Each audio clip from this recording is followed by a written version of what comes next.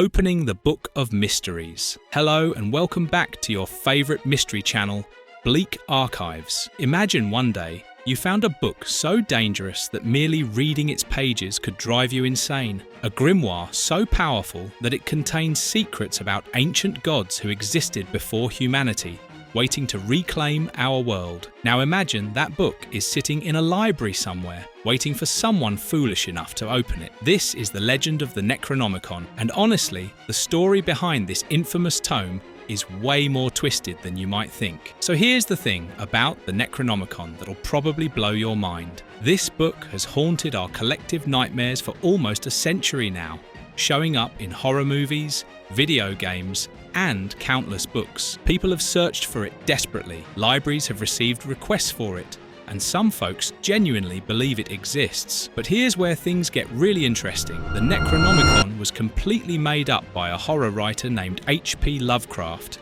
back in the 1920s. Yep, you heard that right, it's fiction. But wait, before you click away thinking that's the end of the story, you need to hear what happened next, because the line between fiction and reality got so blurred that even today, people can't tell the difference. So make sure you give the video a like, hit the subscribe button, and also ring the bell so that you never miss another update from our channel.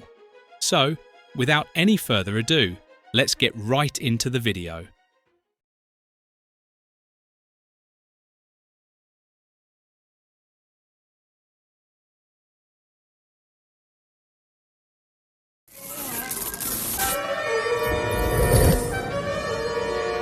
The Mad Arab and his Forbidden Tome. First, let me take you back to how this whole thing started. According to the fictional history that Lovecraft created, the Necronomicon was originally written around 730 AD by a poet from Yemen named Abdul al-Hazard. Now, al-Hazard wasn't your average writer. They called him the Mad Arab, and the stories about him are absolutely chilling.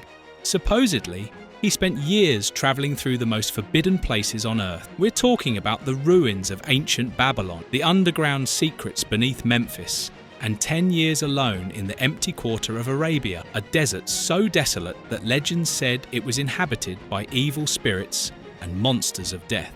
During his travels, al-Hazard claimed to have discovered dark knowledge about beings called the Old Ones. These weren't gods in any traditional sense.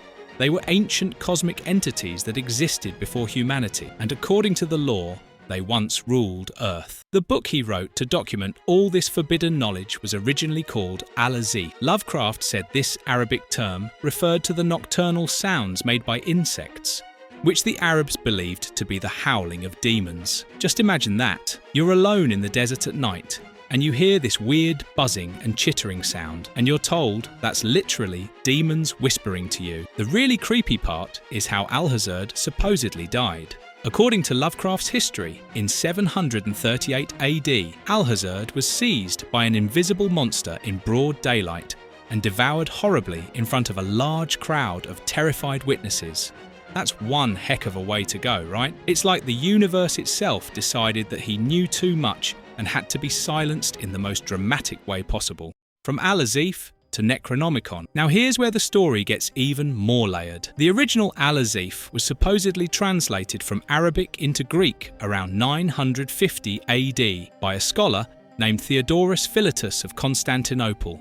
That's when it got the name we all know today. The word Necronomicon comes from Greek roots. Necros means dead or corpse. Nomos can mean either law or practices, and icon means image. So, depending on how you translate it, Necronomicon either means an image of the law of the dead or the book of practices of the dead. Either way, it sounds absolutely terrifying. Later on, the Greek version was supposedly translated into Latin, and that's the version that spread throughout Europe. Lovecraft even wrote that famous historical figures like the real alchemist Olaus Wormius translated it, and that the legendary occultist John Dee made an English translation. By mixing real historical people with his fictional book, Lovecraft created something that felt disturbingly authentic. People started believing that maybe, just maybe, there was some truth to it. According to the fictional history, only 5 complete copies of the Latin translation survived into modern times. These were supposedly held at the British Museum, the National Library of Paris.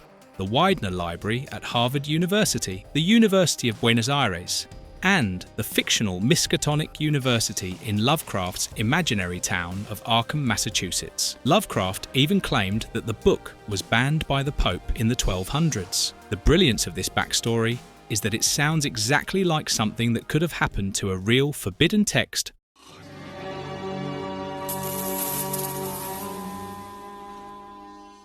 What makes it so dangerous? So what's actually supposed to be in this book that makes it so horrifying? According to Lovecraft's stories, the Necronomicon contains detailed information about the Old Ones, these cosmic entities that exist beyond our understanding of reality.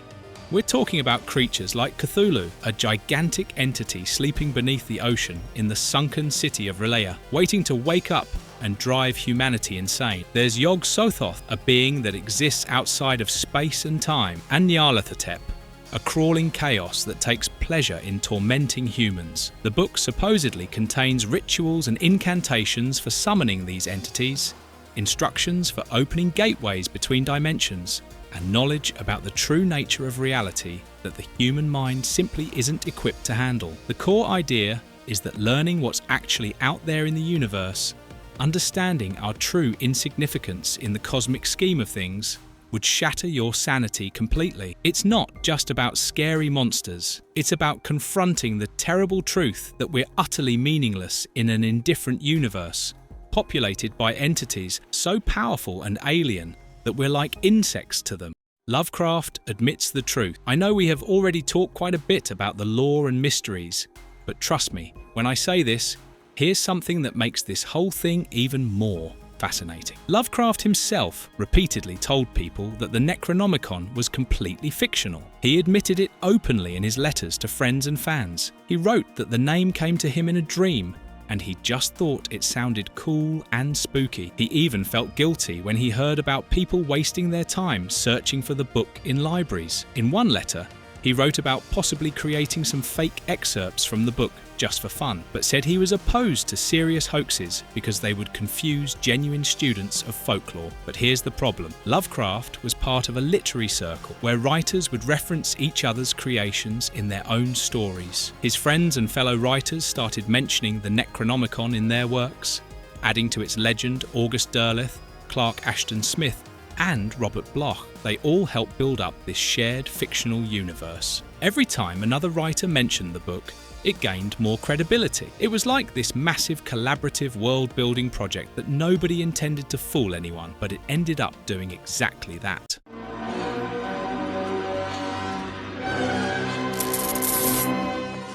When fiction becomes reality. Now, I know we have said this quite a few times, but this story is just so interesting and full of wild points and twists that the fiction itself turns into reality. And it is almost wild. Despite Lovecraft openly saying it was all made up, people became convinced the Necronomicon was real. Libraries started receiving requests for the book. The Vatican actually got letters asking if they had a copy hidden in their archives. Yale University had to deal with someone who sneaked a fake card catalogue entry for the book into their system. Students at various universities pulled similar pranks, listing the book as checked out to A. Alhazard, the fictional author himself. But the pranks and confusion were just the beginning. In the late 1970s, something happened that took this whole thing to another level. A book calling itself the Necronomicon was actually published, known today as the Simon Necronomicon because the editor used the pseudonym Simon. This book claimed to be a translation of the real deal. It came out in 1977 with an initial printing of 666 leather-bound copies, which is such a perfectly ominous detail, right? Then Avon Books published a mass-market paperback edition in 1980, and suddenly thousands of people had access to what they believed was genuine occult knowledge. The Simon Necronomicon controversy. For so long, things were just interesting. Some more than others. But let's also talk about the truly disturbing parts. The Simon Necronomicon has almost nothing to do with Lovecraft's fictional mythology. Instead, it's based on Sumerian mythology and contains actual magical rituals and incantations. The book's introduction tells this story about how the editor supposedly found an ancient manuscript and painstakingly translated it. Some people involved with the book have insisted it's authentic, while others in the occult community recognize it as either a hoax or, at best, a modern grimoire inspired by ancient sources, but not an ancient text itself. The controversy around this book is intense. Lovecraft scholars and serious researchers have tried for decades to debunk it, pointing out that it has practically no connection to what Lovecraft actually wrote about the Necronomicon. But here's what makes it something worse than a simple hoax.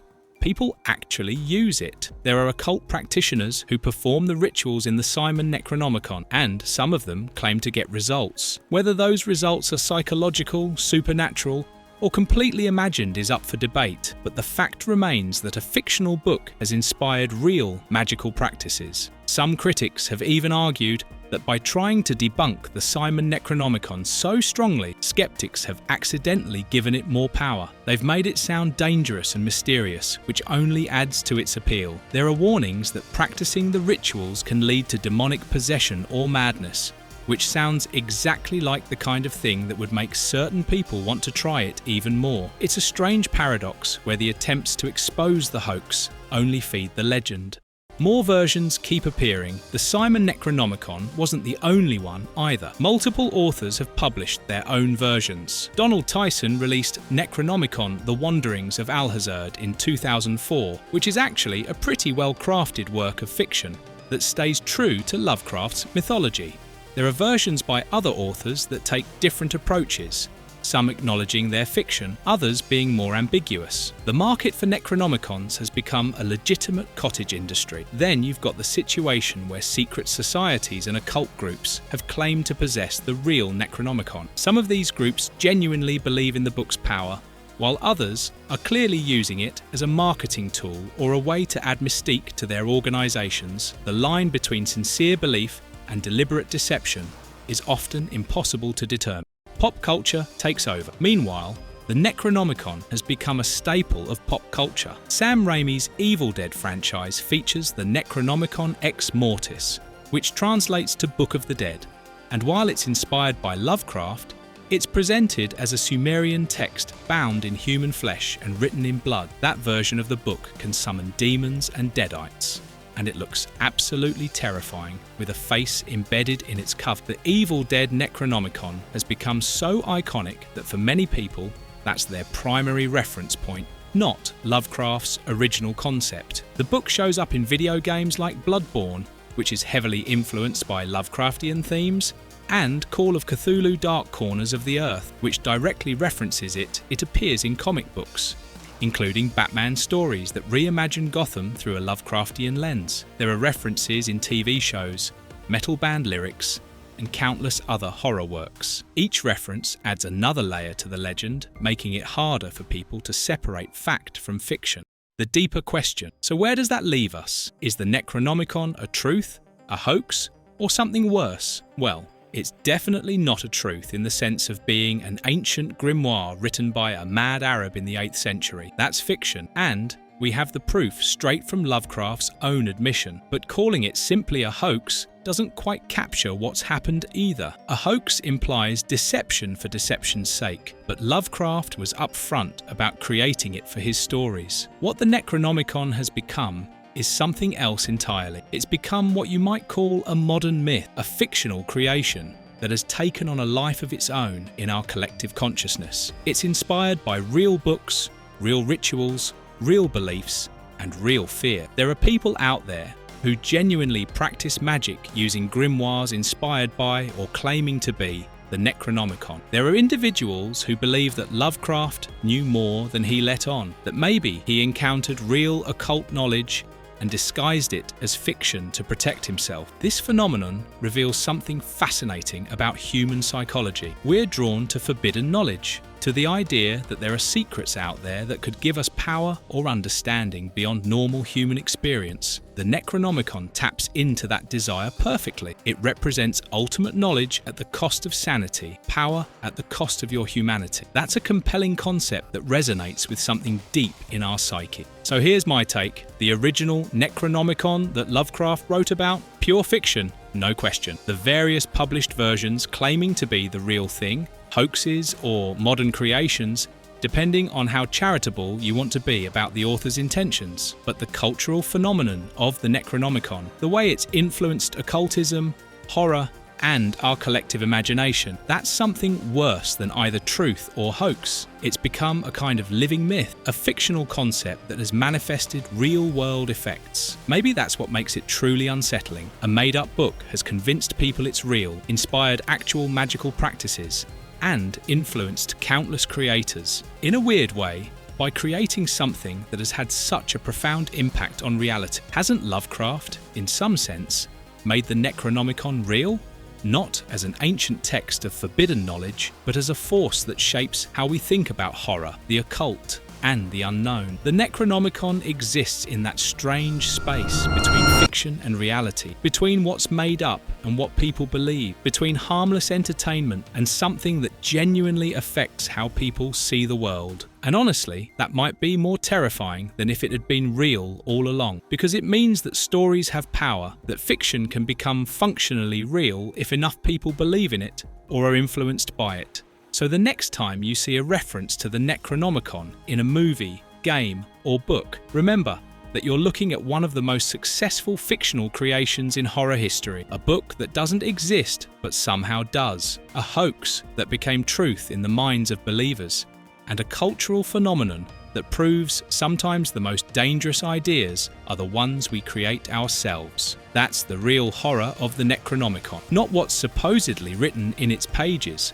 but what it reveals about us and our relationship with forbidden knowledge. And who knows, maybe somewhere out there, someone is writing the next Necronomicon right now, creating a new myth that'll blur the lines between fiction and reality all over again. The cycle continues. And that's exactly how Lovecraft would have wanted it. If you enjoyed our video and want more like it, just comment down below, and again subscribe so that you can be a part of the Before 1K gang. Bleak Archives. Peace out.